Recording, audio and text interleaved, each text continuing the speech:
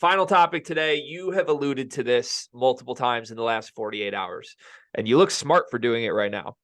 You have Illinois in the same tier as Purdue.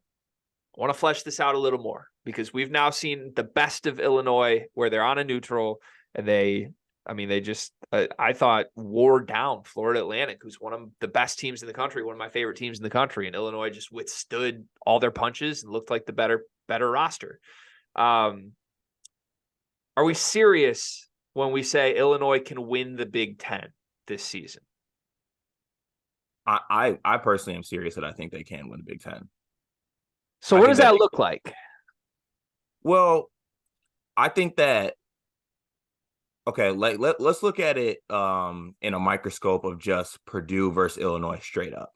Like you're taking Illinois' 5 and you're taking Purdue's 5, right? Yep. All right, so Edey, Coleman, obviously you're going Edey. Coleman's no slouch though. Let's not get that twisted. Okay. You're going to the 3 spot. Damask or Lance Jones? Damask. Okay. You're going to the 2 spot. Terrence Shannon or Fletcher? Terrence Shannon. Okay. You go to the 4 spot. You going TKR or you going Quincy Guerrier? Neither. Okay. I'd go Quincy Guerrier. I'd go if you're letting me use Luke Goody. Okay, then use Luke Goody, either or, because I was going to eventually get to the bench, and we can go player by player on the bench as well. Like, which one are you taking? Yeah. And I get that you can't do this because that's not how basketball works.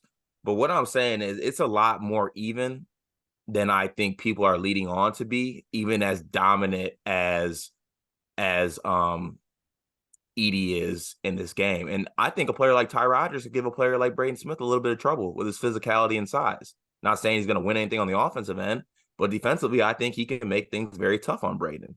So I just think that this Illinois team they got a lot. They got a lot of guys. They got a lot of guys, and they got a lot of guys that know their role, and they have a first-team All-American in Terrence Shannon Jr.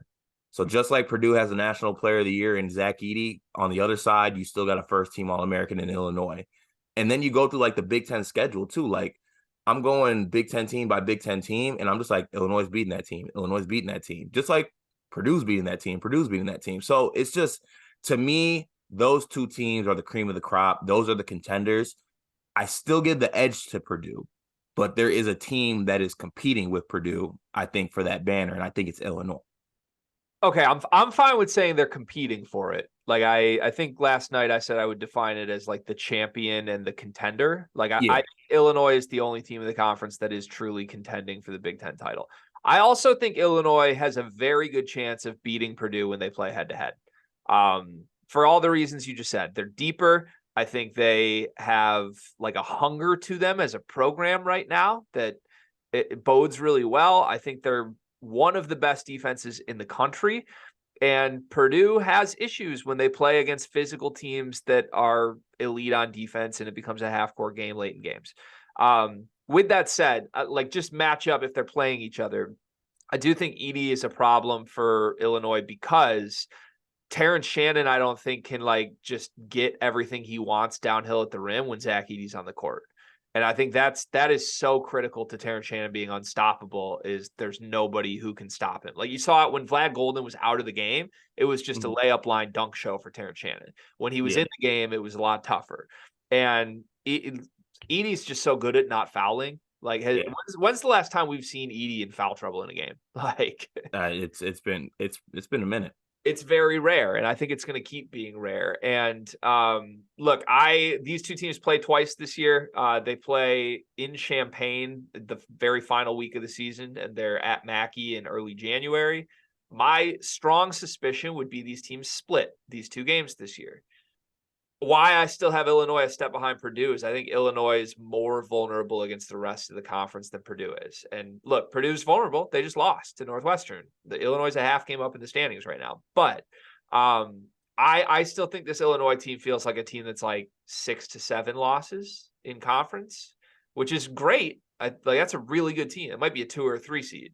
But Purdue, to me, it's like, they're not losing more than 5 games this year still, right? Like, do we really believe Illinois can play a 20-game schedule and approach that? Yeah, as good as Illinois is too, like I'm not gonna be able to shake the fact that someone's gonna go into State Farm in mid-January and pick up a win that they shouldn't. Right. Like they're gonna drop a game versus like Rutgers at home.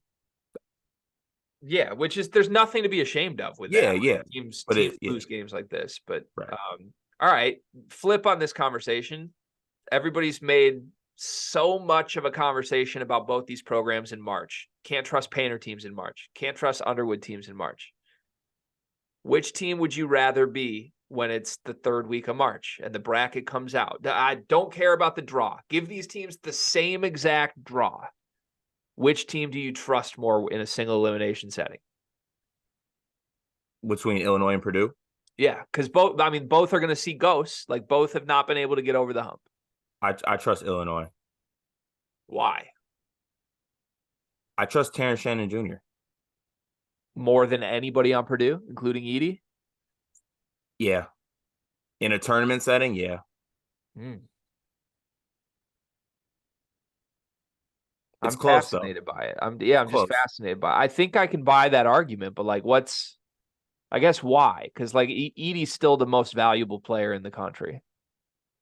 I also trust the pieces outside of Shannon more than I trust the pieces outside of Edie. Okay. I can buy that.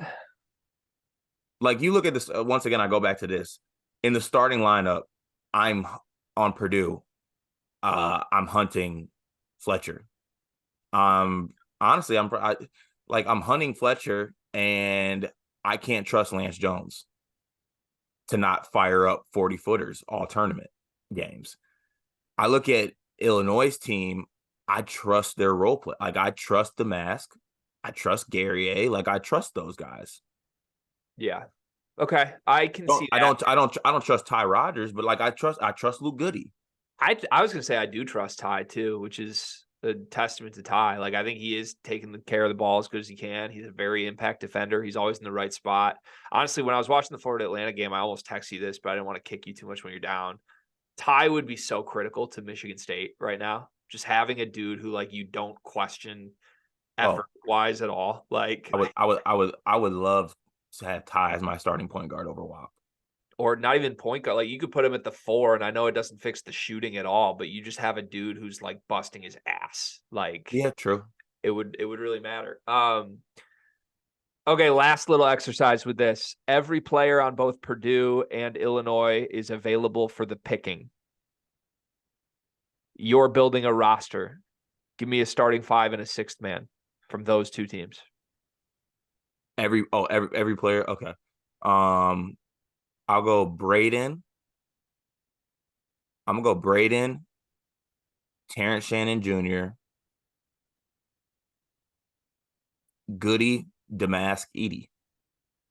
6th man? 6th man. Ooh. 6th man Coleman? That's my team too. I'm glad you just nailed my exact group of this because I love that team. I love that team, and I think it speaks to why there's an argument for Illinois over Purdue. And just add a little bit more spice to this. I don't think you would pick this same, but Paint's my coach of that team. Oh, I would pick Paint. I thought you were going to say I love Brad Underwood. He owns me. Okay. Like I can't, let me make that so clear.